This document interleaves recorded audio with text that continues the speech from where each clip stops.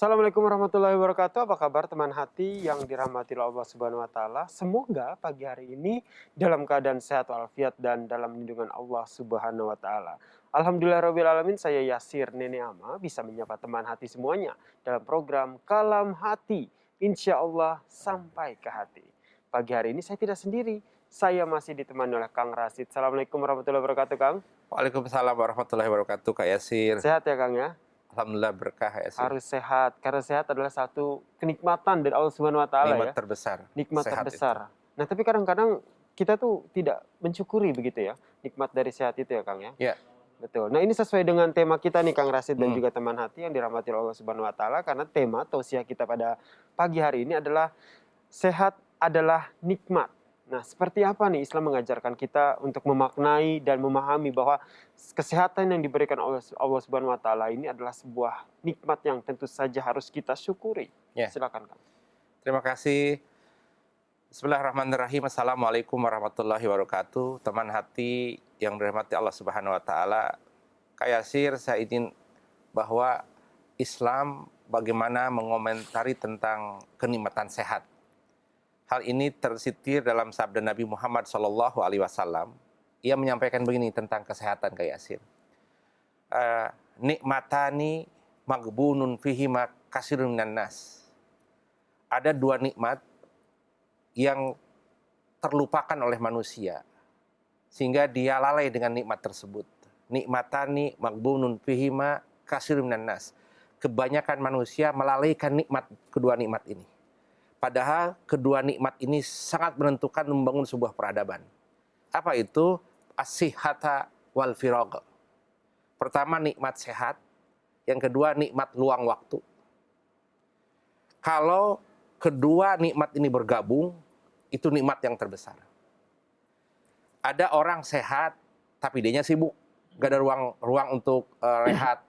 Dia bekerja, dia aktif, tapi tidak dia sehat walafiat, tetapi tidak ada ruang waktu luang untuk istirahat.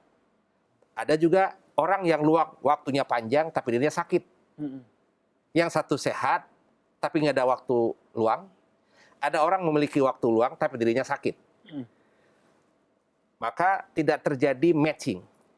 Orang yang waktunya luang, dirinya sakit, kan tidak bisa berkarya. Udah sakit kayak Yasir. Maka kalau toh dua kesempatan ini sehat ia miliki, waktu luang ia miliki, gabung, itu nikmat terbesar.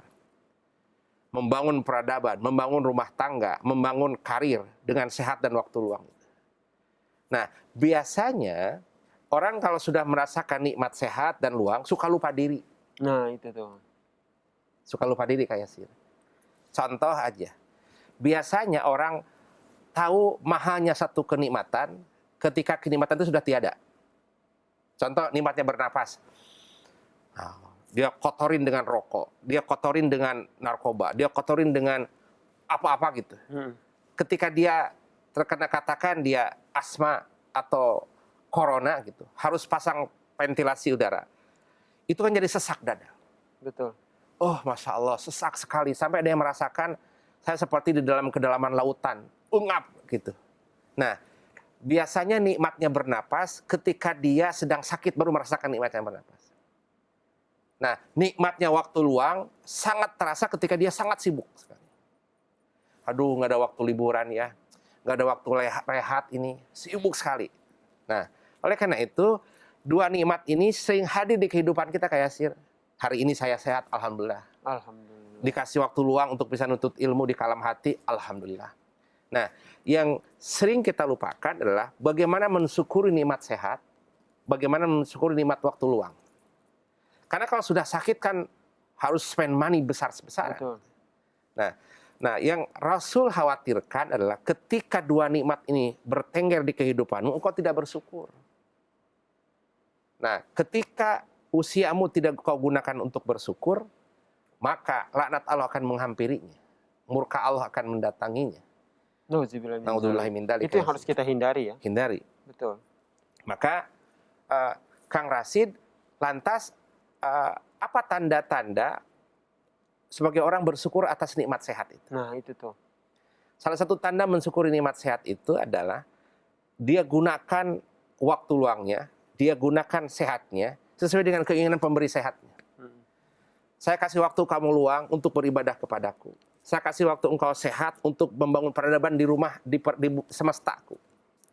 Nah, ada dua, orang yang luang waktunya, terus sehat, kadang dipakai manfaat, kadang dipakai maksiat.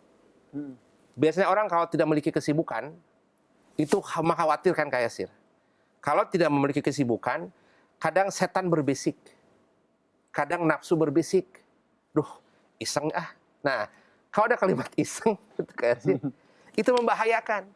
Cenderung ke hal-hal yang mudarat ya. Iseng ah, hacker orang. Iseng ah, kirim berita hoax. Nah, dia punya waktu luang, dia sehat kayak Yasir. Tapi dia gunakan kesehatannya dan waktu luangnya untuk bikin kemadaratan. Ini laknat. Punten kayak Yasir. Fir'aun itu selama hidupnya tidak pernah sakit. Selalu sehat. Nah, maka karena merasa sehat, dia angkuh kayak Yasir. Nih, saya tidak pernah sakit. Saking angkuhnya, karena dia merasa tidak pernah sakit, sampai dia tingkat kesombongannya, ana rabbukumul a'la. Aku adalah Tuhanmu. Dan aku punya kekuasaan dan aku tidak pernah sakit. Ternyata sehatnya itu mengantarkan dia menjadi orang-orang kafir.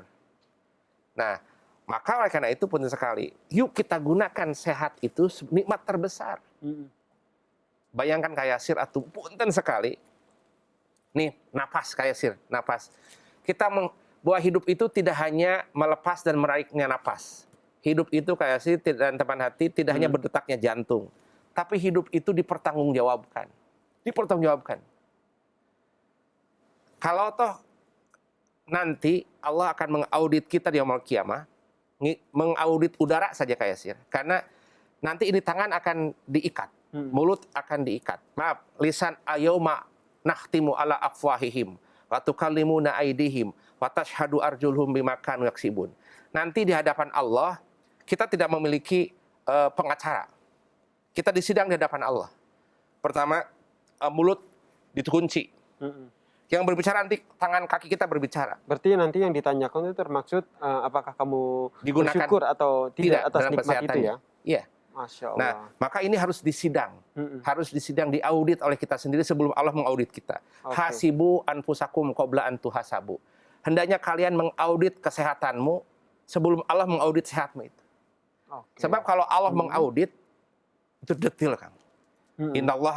Innallaha basirun bil ibad. Sangat melihat Allah itu. Jadi sebelum Allah mengaudit itu sebaiknya kita sebagai umat manusia ini mengaudit sendiri ya. Mengkoreksi diri lah seperti itu, memanfaatkan nikmat sehat ini dengan hal yang positif. Itu sebagai salah satu bentuk rasa syukur kita ya. Syukur.